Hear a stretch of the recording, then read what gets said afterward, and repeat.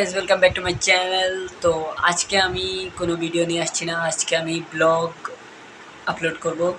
তো আজকের টপিকটা হচ্ছে বাংলাদেশের যে বর্তমান রাজনীতির বিষয় আছে সেই নিয়ে, কারণ আমার এর পরবর্তী ভিডিও একটু ইউনিক টাইপের হবে। তো আমি ওইটা নিয়ে আলোচনা করতে আসছি ব্লগের মধ্যে। সো আমি ইফতার করে এখন বর্তমানে বসছি এই বিষয়ে আলোচনা করার জন্য। সো এখন বর্তমানে আমি একটা বিষয় দেখেছি ইনস্টাগ্রামে, প্রায় ভোটের সময় আমি একটা জিনিস খেয়াল করেছি যে বেশিরভাগ মানুষ এটা নিয়ে আলোচনা করছে যে নির্বাচনটা কি শুধু ঢাকা ৮-এই ছিল নাকি বাংলাদেশের অন্যান্য জায়গায়ও ছিল। তো আমি এটা নিয়ে একটু রিসার্চ করেছি, আসলেই কি সেটা নাকি অন্য কিছু। বিষয়টা হচ্ছে ভাই, আমি এত কিছু জানি না, আমি রাজনীতি সম্পর্কে এত ধারণা নাই আমার। আমি কোনোদিন রাজনীতি সম্পর্কে এত ঘাটাঘাটিও করি নাই, কিন্তু এইবার আমি ফেসবুকে, ইনস্টাগ্রামে, তো আমার ফেসবুক ছিল না, আমি কয়েকদিন আগেই খুলেছি। হ্যাঁ, সো ফেসবুকে ইনস্টাগ্রামে একটু রিসার্চ করেছিলাম, রিসার্চ বলতে নিউজগুলো দেখেছিলাম ভাই। মানে মানুষ কি বলবো, মানে পুরা মানে মাথা নষ্ট ভাই। মানে শুধু ঢাকা আট, ঢাকা আট, ঢাকা আট। আমার কিছু ফ্রেন্ডরাও স্টোরি দিয়েছিল ঢাকা আটের নাসিরুদ্দিন পাটোয়ারিকে দেখতে চায় ওরা। তো আমি আমার দৃষ্টিকোণ মতে আমি এত কিছু জানি না ভাই। নাসিরুদ্দিন পাটোয়ারি অনেক ভালো মানুষ। মির্জা আব্বাসকে আমি চিনি না, মির্জা আব্বাস সম্পর্কে জানি না, বাট নাসিরুদ্দিন পাটোয়ারির মুখ থেকে আমি যতবার মির্জা আব্বাসের নামটা শুনেছি ভাই, কোনো মানুষ ওর আব্বা আম্মার নামে এতবার মুখ না, আব্বাও ডাকে না, আম্মাও ডাকে না এতবার। কিন্তু নাসিরুদ্দিন পাটোয়ারি এতবার মির্জা আব্বাস, মির্জা আব্বাস, মির্জা আব্বাস বলেছে বা আমি তো ওইখানেই পপুলার।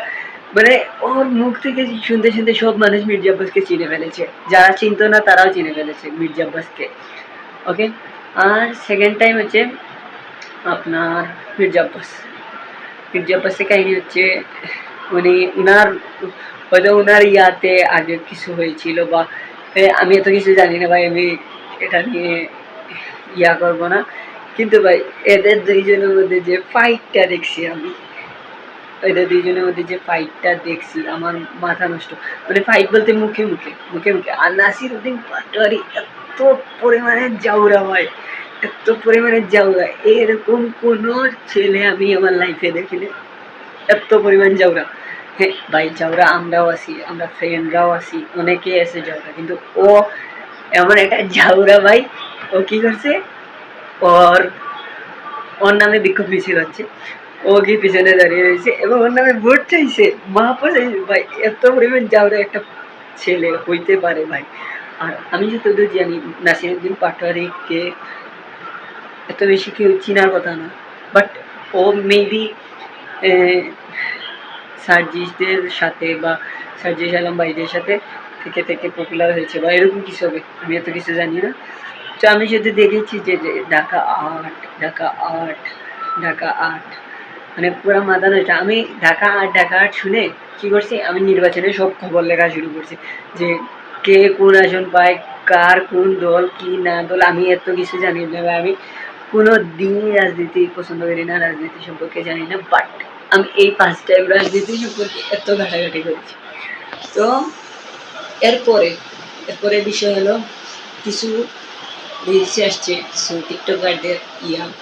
তো ওদের ভাই একজন আছে, আমাদের নাম কি বলবো কি বলবো না বলেই ফেলি ভাই, মেহেদি শুভ ভাইয়া। ভাই এই পোলা এক চাপাবাজ ভাই, এক চাপাবাজ। চাপা মানে একটা লিমিট থাকে ভাই। আমরা ফ্রেন্ডরা আছি, আমরা চাপা মারি ফ্রেন্ড, ও পুরো ইন্টারভিউতে কি চাপা মারা শুরু করে ভাই। এই পরিমাণ চাপা, মানে কি বলবো ভাই, আউটস্ট্যান্ডিং লেভেলে চাপা মারে, স্কিল ভাই।